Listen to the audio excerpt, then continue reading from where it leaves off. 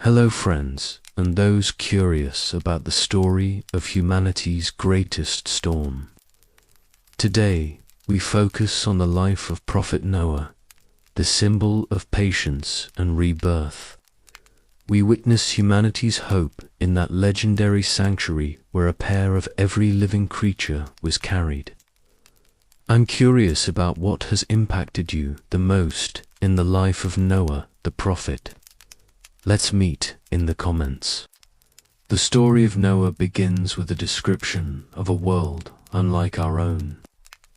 Genesis tells us that humanity had grown numerous, filling the earth with both creativity and corruption. The people of that ancient age were not primitive. They built cities, forged tools, and shaped societies that echoed the growing strength of civilization. Yet alongside this progress came violence, greed, and moral collapse. The Bible describes it plainly. The earth was filled with violence. It is a chilling phrase suggesting not just wars between tribes, but a culture soaked in blood, injustice, and selfish ambition.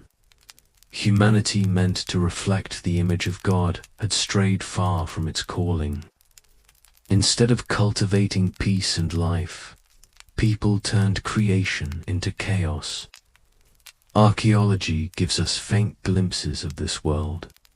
In Mesopotamia, the cradle of civilization, we find ruins of some of humanity's first great cities. Urukhidu, Shuruppak, names that appear in both history and in flood legends. These places thrived in the 3rd millennium before Christ. Long before writing was common, clay tablets tell of rulers who claimed to be mighty, even divine, their strength unmatched.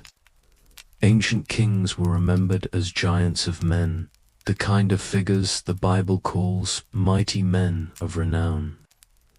The text of Genesis hints at this, too. It speaks of strange unions of the sons of God and the daughters of men, producing figures of legend. Scholars debate what this means. Some see it as fallen angels crossing boundaries.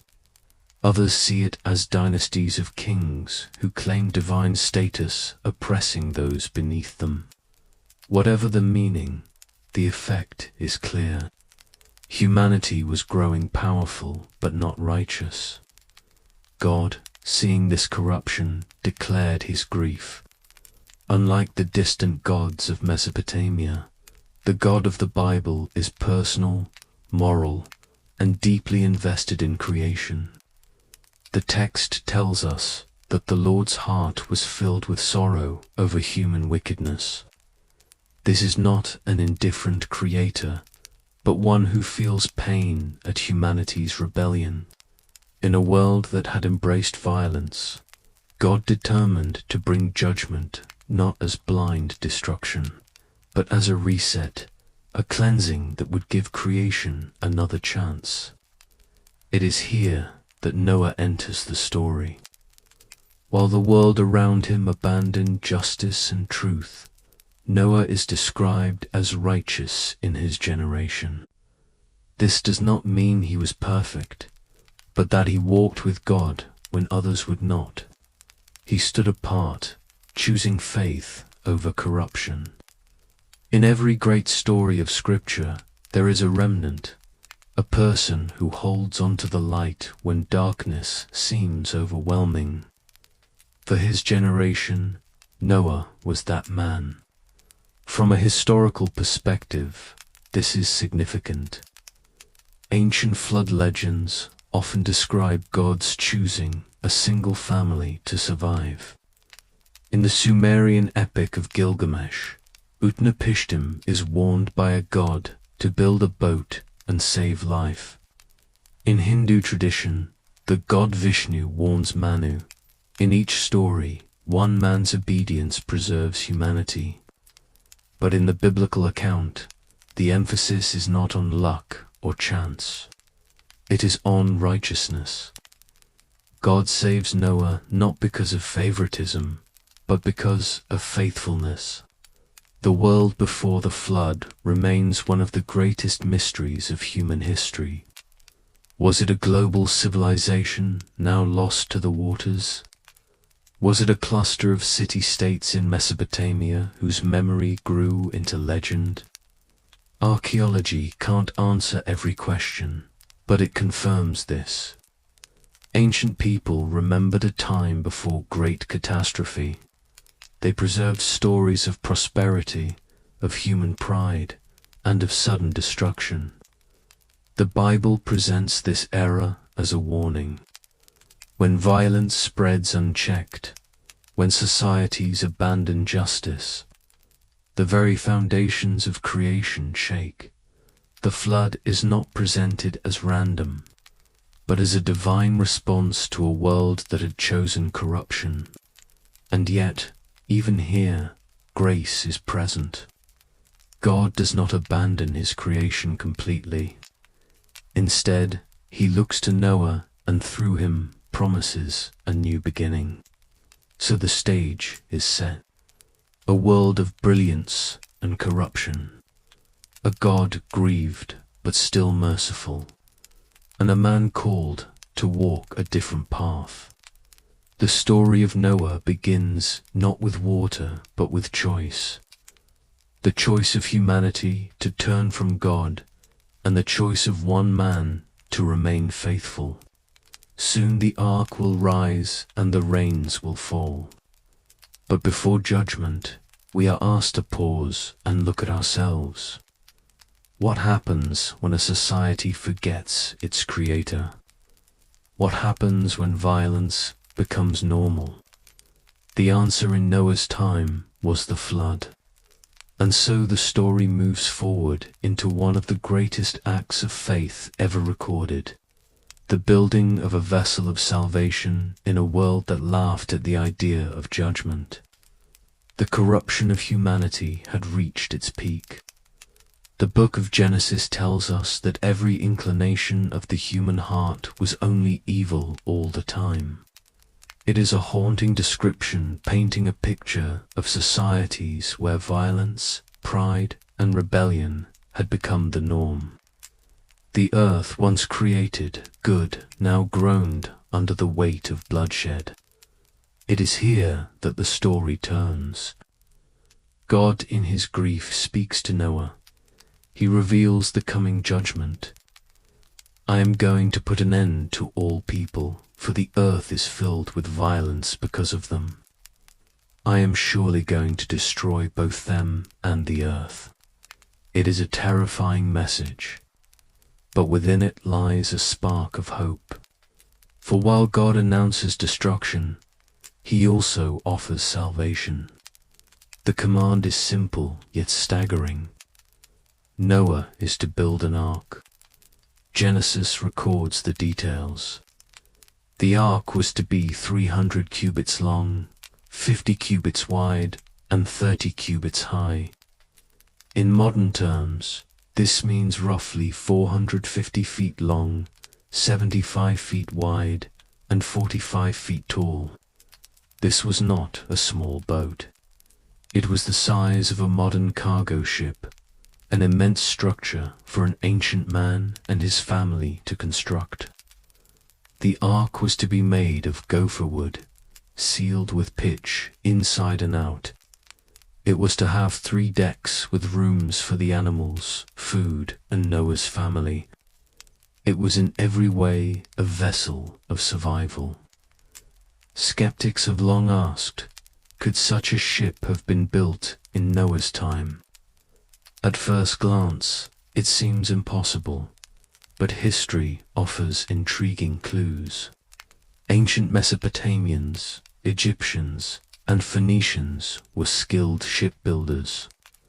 They built barges to carry massive stones, red boats to cross rivers, and wooden ships capable of braving seas. The ark's design, as described, is less like a sleek sailing vessel, and more like a stable barge made for floating, not for speed. Its proportions are known among naval engineers today as remarkably stable for rough waters.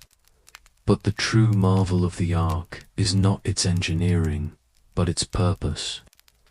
This was not Noah's idea. It was God's command. The ark was not just wood and pitch. It was faith in visible form. Day after day, plank by plank, Noah obeyed. Hebrews 11 remembers him this way. By faith, Noah, when warned about things not yet seen, in holy fear, built an ark to save his family. Imagine the scene. Noah and his sons cutting timber, hammering beams and shaping the massive frame. Neighbors and passers-by scoffing at the sight. A boat built on dry land, nowhere near the sea, no flood in sight. To the watching world, it was foolishness. But to Noah, it was obedience. In many ways, the ark became a sermon in wood. Each hammer strike declared that judgment was coming. Each beam raised into place was a call to repentance. And yet, no one listened. The Bible never records that anyone joined Noah beyond his family. His work was a testimony, but it was also a dividing line. Those inside the ark would live, those outside would perish. There are echoes of this in ancient traditions. In the Mesopotamian flood epics, the chosen man builds a great boat in secret, often mocked or doubted by his community. The parallels remind us that ancient peoples preserved the memory of one man's obedience amidst a generation's disbelief. But in the biblical version, the emphasis is clear.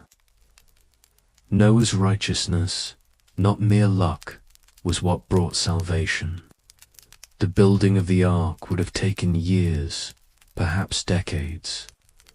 This was not a weekend project, but a lifetime calling. Noah's persistence reveals his faith. He had no sign of rain, no rushing waters yet breaking through the earth.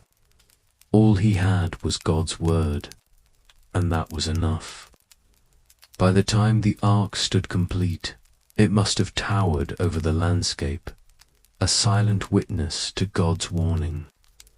The animals, 2 of every kind, would soon be gathered. The final preparations were made. The stage was set for the greatest storm the world had ever known. But before the first drop of rain fell, the story had already made its point. Obedience is not about convenience. Faith is not about sight and judgment, though delayed is certain. The ark was not just a vessel of survival, it was a symbol of trust. To enter it was to believe God's warning. To refuse it was to cling to a doomed world in that ancient land among rising cities and spreading corruption. One man chose to trust, and one family prepared to be carried above the waters. Soon the skies would darken. Soon the fountains of the deep would open. But for now the ark stood ready, an immense unlikely monument to faith, waiting for the command of God. The ark was finished, its wooden beams sealed with pitch, its decks prepared with food, its doors standing open. For years Noah had built under the sun, enduring the stares and scorn of those around him. And then at last the day came when God spoke again. Go into the ark, you and your whole family, because I have found you righteous in this generation. It must have been a moment of strange stillness. A world busy with life suddenly pausing as animals guided not by human effort but by divine command began to arrive. Genesis records that pairs of every kind came to Noah, birds, beasts, creeping things, clean and unclean alike. What looked impossible became reality as the Creator who once formed every living thing now guided them into his chosen vessel. To onlookers, it may have seemed bizarre, even laughable, but to Noah, it was confirmation. The God who had spoken to him in secret was now revealing his hand openly. The ark was no longer empty. It was becoming a sanctuary, a floating world preserved by grace. Then 7 days later, the rain began. The Bible describes it with sobering weight. All the springs of the great deep burst forth, and the floodgates of the heavens were opened. This was no ordinary storm. Water erupted not just from above, but from beneath the earth. Ancient people would have seen rivers overflow, seas rage, and rain fall in torrents like never before. For 40 days and 40 nights, the waters rose. Imagine the sound, the roar of rushing water, the cries of people, the crash of waves swallowing homes and fields. Cities that once stood proud were submerged. Fields of grain vanished under the flood. Mountains became islands, then disappeared under the rising tide. What once seemed permanent, temples, walls, monuments of human pride, were swept away in days. Archaeology offers hints of such devastation. In Mesopotamia, layers of silt in cities like Shurapak suggest sudden floods that interrupted civilization. In geology, evidence of massive floods, whether local or global, remind us that water can reshape the earth in ways we struggle to imagine. To the people of Noah's world, this was no distant disaster. It was the end of all they knew. Inside the ark, the experience must have been surreal. The creaking of timbers, the pounding of rain on the roof, the cries of animals in the dark. Noah, his wife, his sons and their wives, 8 souls surrounded by the storm of judgment. Yet within the chaos there was safety. The waters rose, but the ark floated. The flood consumed, but the ark endured. The imagery is powerful. In the Bible, water often symbolizes both chaos and cleansing. In the flood, it was both.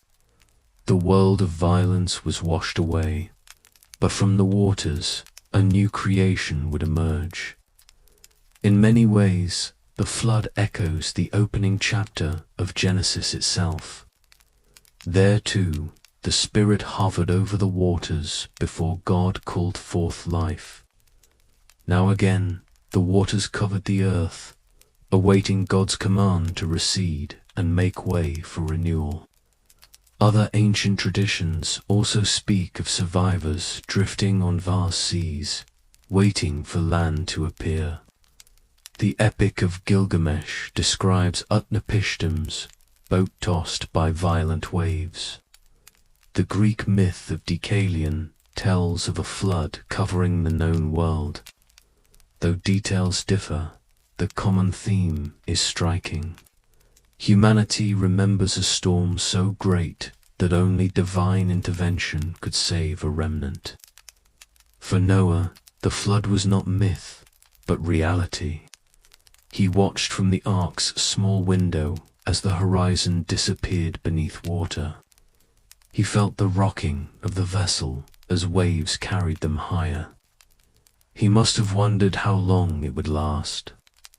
Yet in his fear, there was also trust. The same God who commanded the ark's building was the one guiding it now.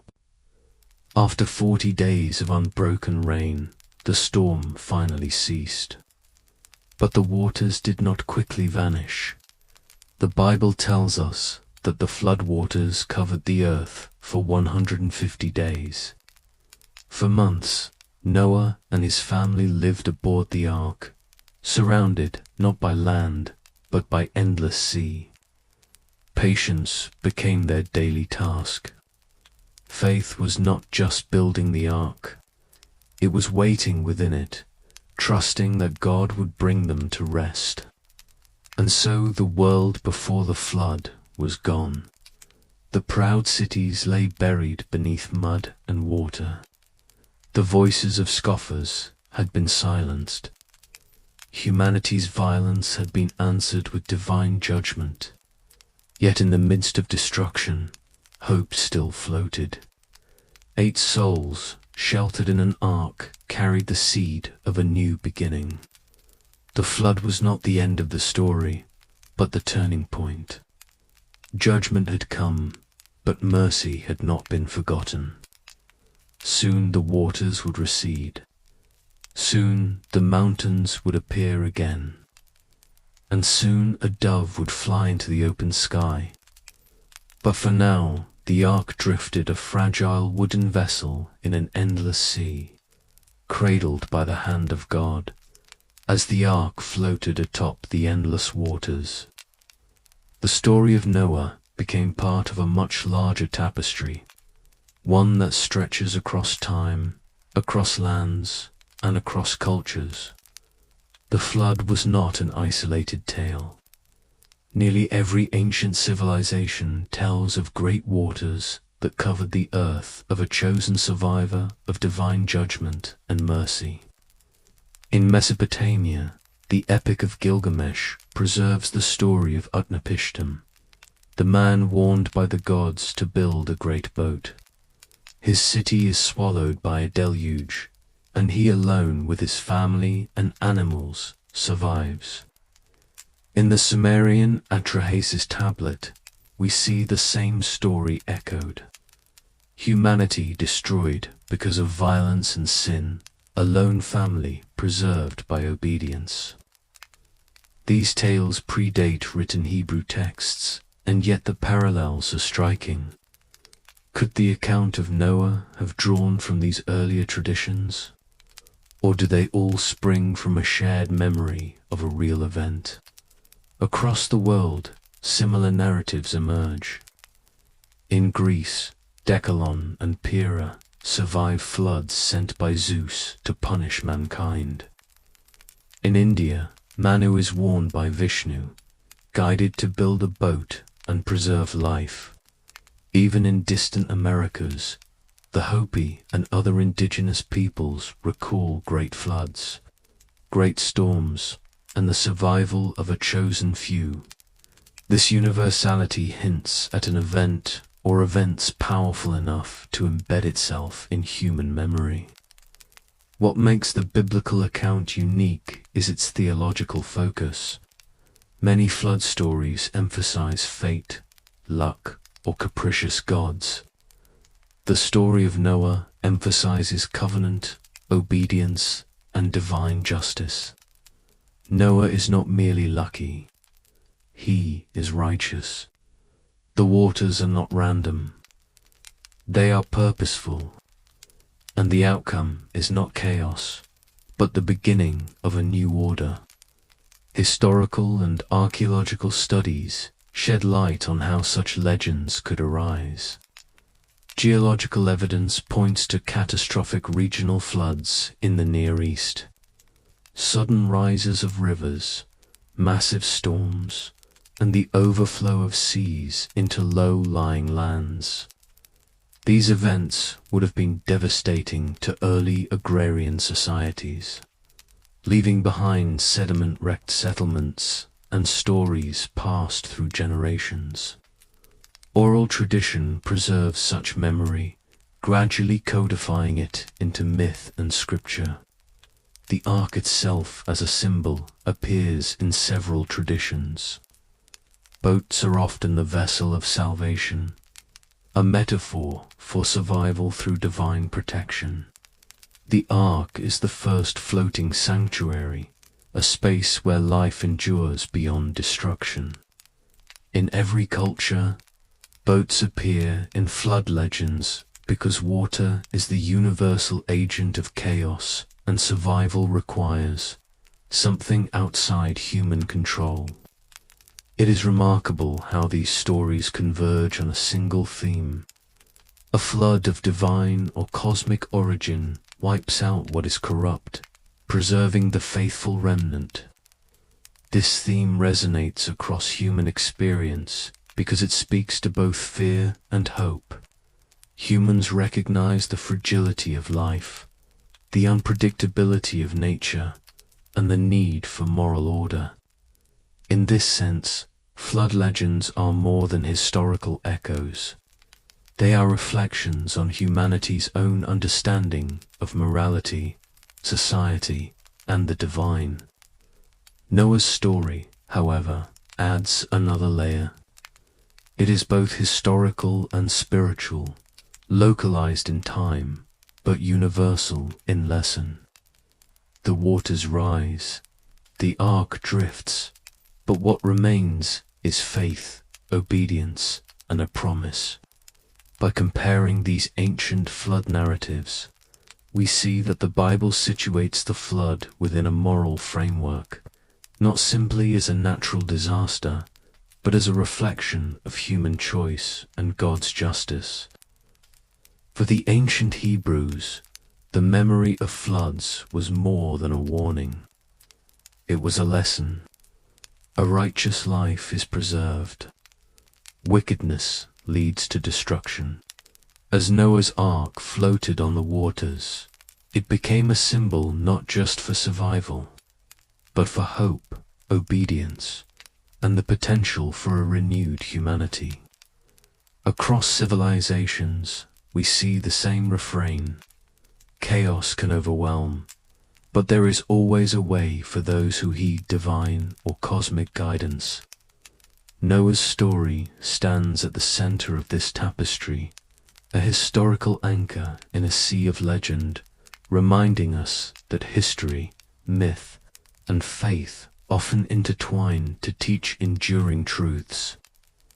And so while the waters continue to rise in our imagination, the world of Noah connects to every culture, every people who have remembered that floods can come and that survival belongs to those who are prepared, faithful and righteous. After months adrift on the endless waters, the ark finally came to rest. Genesis tells us it landed on the mountains of Ararat.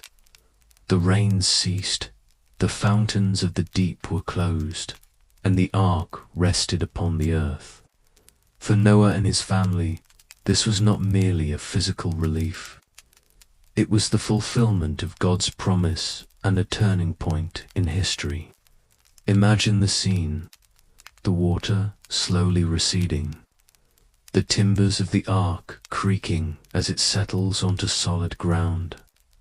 The animals once confined in the decks and stalls now stir.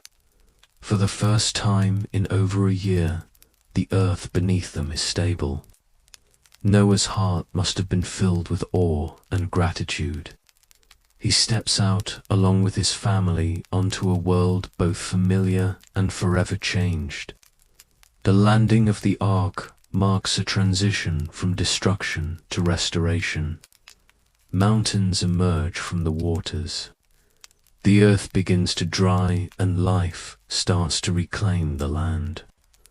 Noah builds an altar and offers sacrifices to God, an act of worship and acknowledgement. It is a moment of covenantal significance. Humanity survives not by chance but by God's grace and Noah's obedience. In the biblical narrative, this is also the moment when God establishes the rainbow as a sign of promise. I have set my rainbow in the clouds, and it will be the sign of the covenant between me and the earth. The rainbow becomes an eternal symbol that God will never again destroy the earth with a flood. Across generations, it serves as a reminder of mercy, faithfulness, and hope. Historically, Mount Ararat has captivated explorers and believers alike. Its peaks rise above modern-day Turkey, silent witnesses to the ancient story. Over centuries, many have claimed to find remnants of the Ark, though conclusive proof remains elusive. The legend has inspired expeditions, studies, and countless debates, a testament to the enduring power of this narrative. The Ark's resting is not only a historical or archaeological event, but a theological turning point. It illustrates the balance between judgment and mercy, destruction and renewal. The waters cleansed the earth, but God's covenant ensures that destruction will not define the future. Humanity is given a chance to start anew, guided by the principles of obedience and righteousness, exemplified in Noah's family. From a broader perspective, this chapter of the story resonates with all cultures that preserve flood legends. Mountains and land emerging from water symbolize hope and renewal. The Ark resting signifies the possibility of order after chaos, of life persisting despite devastation. It is the universal theme of rebirth, a motif repeated in myth, literature, and spiritual teaching throughout history. Noah's first steps onto dry land are profound. Every animal, every plant, every human life aboard the Ark carries the weight of survival and the responsibility to steward the renewed earth. This is the moment when the story moves from fear and judgment to promise and purpose. The covenant established here shapes the moral framework of generations to come. The rainbow is a reminder that even amidst catastrophe, God's mercy endures. The Ark resting is a symbol that obedience, faith, and trust in God are rewarded. The story invites reflection. How do we respond to divine guidance? How do we steward the world entrusted to us? How do we live faithfully when surrounded by corruption or challenge? In this quiet, sacred moment atop the mountains of Ararat, the Ark rests, and with it, humanity finds a chance to begin again. The flood is over, but its lessons endure, echoing across time.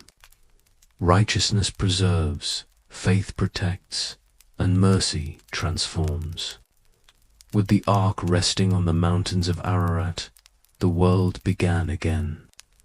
The waters receded, revealing valleys, plains, and hills that had long been submerged. For Noah and his family, this was not only a return to solid ground, but the beginning of a renewed mission to repopulate the earth and live faithfully under God's covenant. The Bible tells us that Noah's sons, Shem, Ham, and Japheth, and their wives became the ancestors of all nations. From this small family, humanity would once again spread across the earth, carrying with it the lessons of the flood. The story emphasizes both continuity and transformation. Life survives, but it is changed, informed by the memory of judgment and the hope of mercy. After leaving the Ark, Noah builds an altar and offers sacrifices to God. This act is deeply symbolic. It is a moment of gratitude and acknowledgement of divine providence. In the ancient world, sacrifices represented both thanksgiving and recognition of dependence on the divine. Noah's sacrifice reflects the first response of humanity to God's mercy after catastrophe. As humans dispersed, they carried with them not only their bloodlines, but also cultural memories. Flood stories appear in civilizations far from Mesopotamia, from Greece to India, from the Americas to China. These legends are variations on a single theme: divine judgment, a chosen survivor, and a renewed humanity. Noah's story, preserved in the Hebrew Bible, became the moral and theological anchor for these ideas. Obedience to God ensures survival, while corruption leads to destruction. The resettling of the earth also raises practical questions. How did people reclaim the land? How did agriculture, settlements, and society rebuild after such devastation? Archaeology suggests that after regional floods, communities often migrated to higher ground, formed new villages, and adapted their ways of life. The narrative of Noah parallels this reality. Life continues, societies reorganize, and humanity learns to live in harmony with both God and nature. The biblical account also stresses divine instruction. Noah and his descendants are given commands to multiply, fill the earth, and steward creation. These are not mere directives. They are moral responsibilities. Humanity is entrusted once again with the care of the world. This responsibility is framed as both privilege and duty, a lesson that resonates across generations. History, archaeology, and legend converge here. While some details of the flood may be debated, the story's essence remains powerful. It reminds us that humanity can endure devastation, rebuild society, and learn from past mistakes. From Noah's family, civilizations arose, moral codes developed, and cultures flourished, all carrying traces of the memory of judgment and survival. The story also invites reflection on human character. After the flood, humanity has a fresh start, but with freedom comes responsibility. The flood purged the earth, but it did not eliminate human choice. Noah's descendants must choose obedience over corruption, mercy over violence, faith over doubt. The narrative encourages every listener to consider their own life. How do we respond to guidance? How do we preserve goodness in a world capable of destruction? In the end, the story of post-flood humanity is not only about survival. It is about legacy, continuity, and moral responsibility. The earth is repopulated, societies are rebuilt, and life begins again.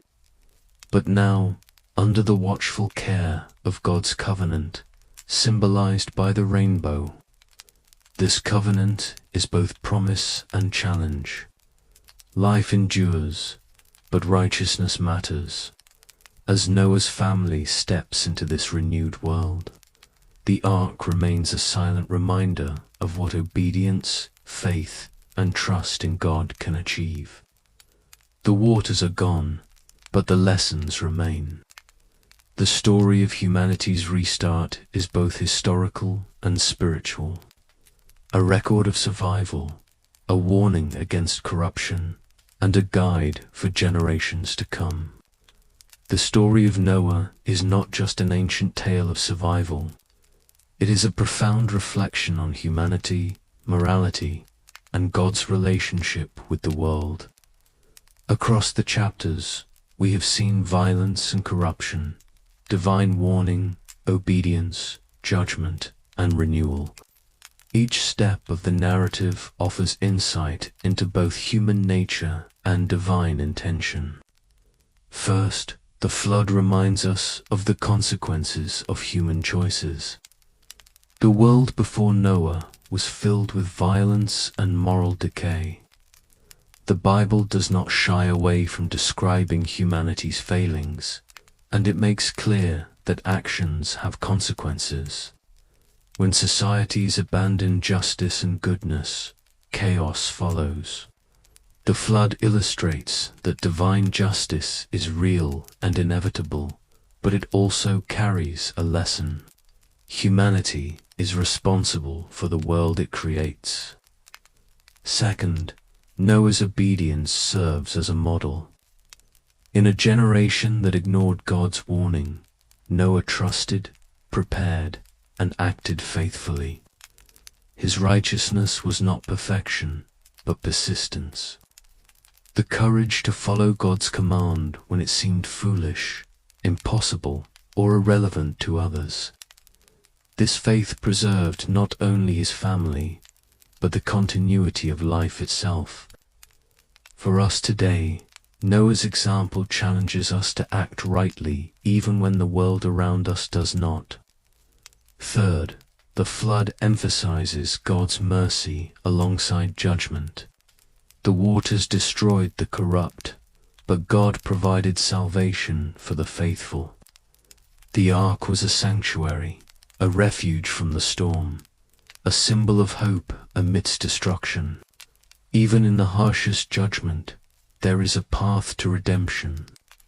The rainbow that follows the flood reminds us that God's promises endure. Mercy and justice coexist in divine governance, and both are essential for the world's moral balance. Fourth, the story connects humanity across time and culture. Flood legends appear in nearly every civilization from Mesopotamia to Greece, India, and the Americas. These narratives preserve a shared memory of catastrophe and survival, a universal recognition of human vulnerability and divine oversight. Noah's story stands at the center of this tapestry, offering moral and spiritual guidance where others offer only legend. Finally, the story invites reflection on renewal. After the flood, humanity had a second chance. Life restarted, societies rebuilt, and moral responsibility was renewed. The narrative reminds us that no matter how great the devastation, there is always the possibility of a new beginning guided by faith, obedience, and ethical action. It encourages reflection on how we steward the world entrusted to us, how we rebuild communities, and how we live faithfully in a world capable of both beauty and destruction. In conclusion, the story of Noah is timeless. It teaches that faith and righteousness can withstand the tides of chaos, that divine justice and mercy shape the world, and that humanity is entrusted with both freedom and responsibility. The flood was not the end, but a beginning, a dramatic, vivid reminder that life continues, that hope survives, and that those who heed guidance will endure. As we reflect on Noah, we are reminded to consider our own choices, our own obedience, and our own responsibilities.